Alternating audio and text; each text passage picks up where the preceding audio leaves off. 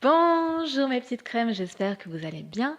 Aujourd'hui, on se retrouve pour une vidéo sur le signe de la Vierge. Je vous rappelle qu'on est toujours dans notre série, vous savez, les qualités et les défauts de tel signe, soit en 5 chansons, soit en 5 films ou séries. Et pour le cas du signe de la Vierge, ce sera 5 films ou plutôt 4 films et une série. Bien sûr, quelques précisions avant de commencer. Je me présente, bonjour à tous, je suis Dorémy, je suis astrologue et tarologue et je propose des services astrologiques ou de tarot sur mon site internet doremyastrologie.com. Je vous en reparlerai en cours de vidéo. Donc ça, c'était le premier point. Le deuxième point, c'est que nous allons parler du signe de la Vierge en tant que signe solaire, autrement dit en tant que signe principal. Ce n'est qu'un élément parmi d'autres dans votre thème astral, dans votre carte du ciel. Et le dernier film sélectionné représentera un petit peu l'aspect sombre, toxique du signe de la Vierge. Numéro 1, on va commencer directement avec la série, comme ça c'est fait. Et donc on commence avec la série Bref. J'avais repéré cette fille à la soirée de Maud. Alors j'ai demandé à Maud si elle avait un copain. Elle m'a dit je sais pas. Alors j'y suis allé. Je lui ai fait une blague, elle a rigolé. Je lui en ai fait une deuxième, elle a pas rigolé. Mais elle avait pas compris. J'avais pas compris. Alors ça va. Un mec est arrivé. Je m'appelle Steve. J'ai cru que c'était son mec, alors je suis parti. De quoi parle la série Bref? Alors la série Bref, le scénario c'est tout simple, c'est qu'on suit un homme entre guillemets lambda qui va sur ses 30 ans. Il aura 30 ans au cours de l'histoire et on le suit dans ses aventures du quotidien, dans ses galères financières pour trouver un boulot, pour garder un boulot, pour séduire une fille qui lui plaît, son plan cul. Alors pourquoi est-ce que j'ai choisi cette série? Déjà parce que la série est réalisée par un homme vierge, enfin, ils sont deux, il y a Kian Kojandi qui est du signe de la Vierge et il y a également Navo qui, il est soit Capricorne soit Verseau, mais je crois qu'il est Verseau. Bon. Et Kian Kojandi, c'est aussi lui qui joue le personnage principal, sachant que le personnage principal dans la série n'a pas de prénom, on ignore son prénom, et qu'il avait avoué, enfin que Kian Kojandi avait avoué, s'être beaucoup inspiré de sa vie pour l'écriture du personnage. Donc je trouve que c'est très intéressant. Et on retrouve certaines caractéristiques de la personne vierge, peut-être un peu plus de l'homme vierge que de la femme vierge. Ce que je vous propose, c'est que j'ai listé les 10 meilleurs épisodes pour cerner la personnalité de la Vierge à travers cette série. Je ne dis pas que ce sont les 10 meilleurs épisodes de la série, je dis que ce sont les 10 meilleurs pour comprendre le signe de la Vierge. Il y a une petite nuance. Sachant qu'il y a 82 épisodes. Donc voilà, je vous fais économiser du temps. Et sachant qu'un épisode ne dure que 2 minutes. Donc si vous regardez les 10 épisodes, ça vous fait quoi 20 minutes de temps de visionnage. Donc il y a l'épisode 4, bref, j'ai passé un entretien d'embauche. Épisode 9, bref, j'ai recroisé cette fille.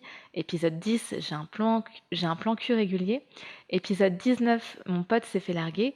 Épisode 29, je suis hypocondriaque.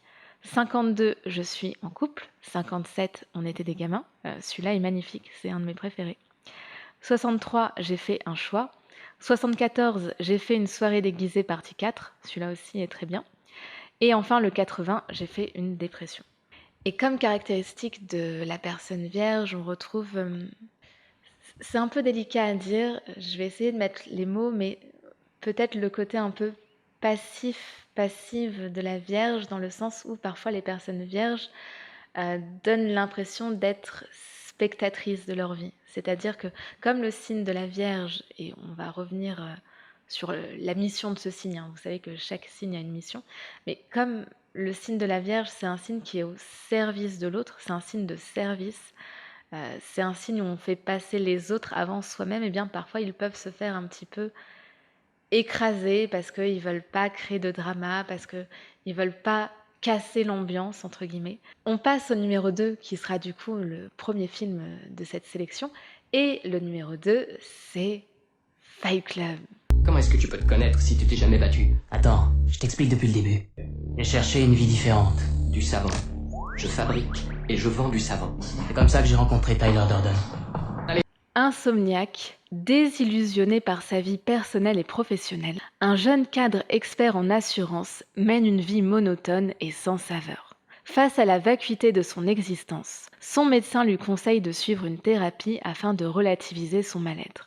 Lors d'un voyage d'affaires, il fait la connaissance de Tyler Durden, une sorte de gourou anarchiste et philosophe. Très très très intéressant ce film parce qu'on est totalement dans l'énergie de la Vierge. Honnêtement, ce film, c'est le film des personnes vierges. Alors encore une fois, vous allez me dire que je parle plus des hommes vierges que des femmes vierges.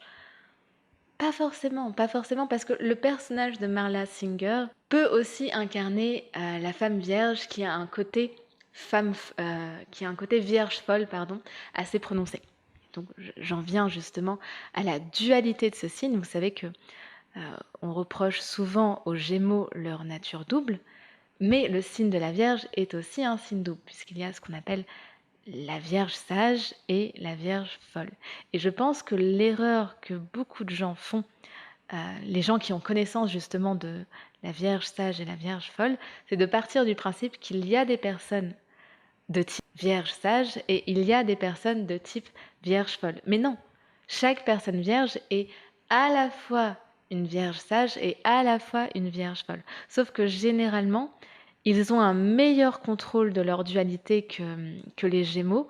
Du coup, ils arrivent à ne montrer qu'une seule facette auprès du grand public, entre guillemets. Vous savez que dans le film Fight Club, il y a tout un tas de messages, mais il y a aussi le fait de dénoncer la féminisation de la société, que les hommes sont un petit peu perdus dans leur virilité, qui ne savent plus trop comment se comporter. Et ce qu'il faut comprendre, c'est que le signe de la Vierge, c'est un signe très féminin. Pourquoi? Parce que nous avons 12 signes et il y a 6 signes qui sont inscrits dans une énergie masculine et les 6 autres qui sont inscrits dans une énergie féminine, et le tout symbolisant l'harmonie. Et non seulement le signe de la Vierge est un signe féminin, mais c'est probablement le signe le plus féminin. Et c'est un signe qui est rattaché au numéro 6, parce qu'on peut aussi faire de la numérologie. Vous savez qu'il y a 12 maisons, et la maison 6, c'est la maison qui est dans l'énergie de la Vierge. Alors attention, ça ne veut pas dire maison 6 est égale Vierge, il ne faut pas faire de raccourci, mais il y a un lien entre les deux. Et la maison 6, c'est la maison de l'hygiène de vie, de la santé, de la routine, le fait de s'entretenir, de prendre soin de soi, c'est rattaché un peu au corps quelque part. Parce que quand on parle de santé physique, on parle du corps, on parle du poids, on parle des articulations. Voilà, c'est une santé qui est très physique, là où la maison 12, la maison qui est rattachée un peu au poisson, c'est plus l'hygiène de l'âme, le mental. Et donc le fait qu'il y ait cette énergie un peu de combat, on se frappe pour sentir en vie, je trouve que c'est très rattaché encore une fois au corps, au fait de... Oui, d'être le fait de se muscler, d'être dans l'esthétique, ça c'est des énergies assez proches de la Vierge, mais c'est surtout que en tant que numéro 6, à la Vierge, quelque part, elle peut symboliser le chaos, parce que le numéro 6, c'est aussi le numéro qu'on rattache un peu à la destruction. Et je pense que c'est le bon moment pour évoquer la mission de vie du signe de la Vierge, ou plutôt la problématique, je préfère le mot problématique, c'est forcément lié au contrôle.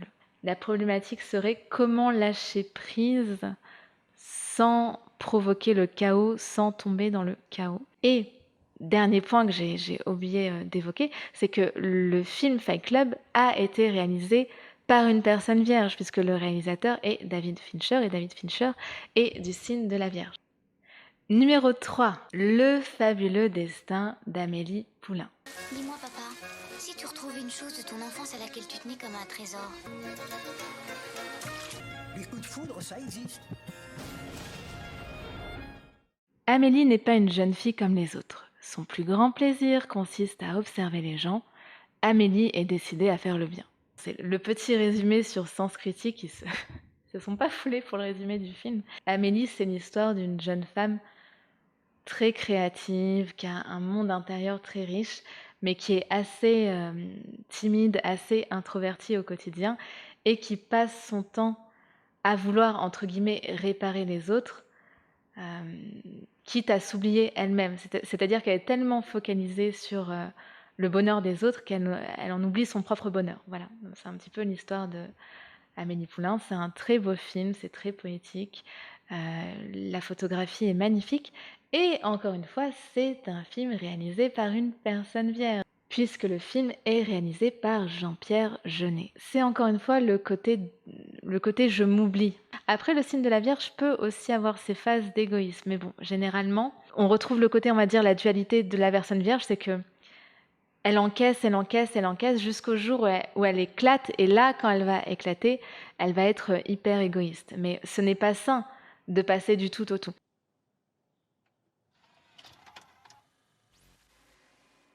Voilà, ma petite Amélie, vous n'avez pas des os en verre.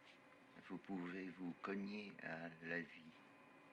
Si vous laissez passer cette chance, alors avec le temps, c'est votre cœur qui va devenir aussi sec et cassant que mon squelette. Alors, allez-y, nom d'un chien. Il y a quelque chose de très enfantin dans le film Le fabuleux destin d'Amélie Poulain. Et c'est vrai que c'est quelque chose d'assez surprenant chez les personnes vierges, c'est qu'elles peuvent avoir l'air très rigides, très sérieuses, très adultes au premier abord, mais dès que l'amour entre en jeu, eh bien, il ou elle se comporte souvent comme des enfants, et je trouve que c'est quelque chose d'assez attendrissant chez eux. Et avant d'enchaîner sur le numéro 4, il est temps pour moi de vous rappeler que si vous voulez une analyse complète de l'ensemble de votre personnalité, vous allez sur mon site doremiastrologie.com, vous cliquez sur réserver en ligne et vous sélectionnez soit le service thème astral par téléphone, soit vous pouvez également sélectionner le service thème astral en physique. Si vous êtes sur Paris ou Brive-la-Gaillarde, on peut se rencontrer. Et vous avez de la chance puisque jusqu'au 6 novembre, il y a un code promo Astro20, moins 20% sur la plupart de mes prestations pour fêter la période de Halloween, puisque Halloween, c'est ma fête préférée. Donc profitez-en, c'est jusqu'au 6 novembre. Numéro 4, à la recherche du bonheur. Un représentant de commerce n'arrive pas à s'en sortir financièrement et décide de changer sa carrière pour offrir une vie meilleure à son fils. Alors là, franchement, c'est un film que j'aurais pu mettre aussi bien pour le signe de la Vierge que pour le signe du Capricorne ou le signe du Taureau. Pourquoi? Parce qu'on est énormément dans les énergies de terre. Vous savez qu'en astrologie, il y a 4 éléments, eau, terre, feu et air, et donc il y a 3 signes par élément. 3 x 4 est égal 12. Et les signes de terre, ce sont des signes qui sont très ancrés dans la tradition, généralement, les possessions, voilà, ce qu'on peut palper, ce qu'on peut toucher, qui sont dans la sensation. Et souvent, ce sont des signes qui sont très persévérants, tout simplement parce que ce sont des signes où la vie ne fait pas de cadeaux.